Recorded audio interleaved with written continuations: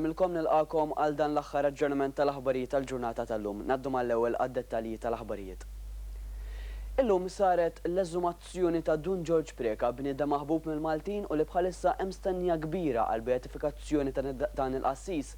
Dan il-proċess mhuwiex obbligatorju li jsir kemm qabel beatifikazzjoni kif ukoll qabel il-kanonizzazzjoni. Il-ħidma ta' dalodu tmexxiet minn grupp forensiku li kien jinkludi fih lil Dr. Abela Medici, Professur Maria Teresa Camilleri u Professur Kuxkieri u l-Ispettur John Charles Ellul. Il-proċess beda fid-9 ta' filgħodu u ntemm wara 3 sigħat. Iżda qabel ma l-grupp forensiku beda bix-xogħol tiegħu kien hemm proċess ieħor li fih kien jinkludi x-xhieda ta' 2 persuni li kienu preżenti dakinhar li indefend Dun George.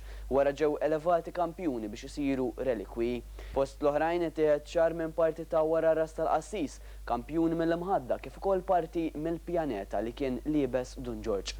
Intant kontra kull mistenni u baġeb kbir wara 38 sena instab li l-katavru ta' Dun George kien f'kundizzjoni mhux mistennija. Il-kollega tagħna Ġulja Farrugia tkellmet ma' Dr. Abela Medici, wieħed mill-esperti forensiċi li kien preżenti tul il-proċess kollu. Nara aktar f'dan is-servizz. Kieku kien fi stat skeletonized biex ngħidlek, kieku il-ras, l-għajnejn, l-orbits ma jkunux magħluqin, ma jkunu mħaffrin il-ġewwa, l-imnieħer din hija parti mill-bridge tal-imnieħer. Normalment wieħed isib semmek tiżjed meta jkun kranju skeletonized, però hawnhekk hawn l-imnieħer intier. Il-ħalq għatem il-features kollha tal-ħalq. Il-ħalq miftuħ, dak li qed naraw fin-nofs hija tajjar. L-ċinn u l-lon għadhom intieri. Għatem il-widna on the left hand side, il-widna għada fil-pożizzjoni normalment dik taqa' meta jkun li deteriora putrifika l-ġisem, hawnhekk ma jidirx li hemm putrifikazzjoni imma mummification, jifieri nixef waħdu mingħajr ma tmermer. U għatem anke saħansitra x-xar madwar il-widna. Hemm ix-xar madwar ir-ras għadu postu. Ix-xar ġiet li nsibu anke meta bniedem jispiċċa. Ix-xar waħda mill-iżjed affarijiet li ma tantx jispiċċa, però mhux fil-kondizzjoni li għadu mal-ġilda. Il-ġilda normalment tispiċċa u jibqa' biss il-kranju. X'taħseb li kien il-fattur ewlieni li wassal biex allura l-ġisem instab fl-istat li instab propju illum?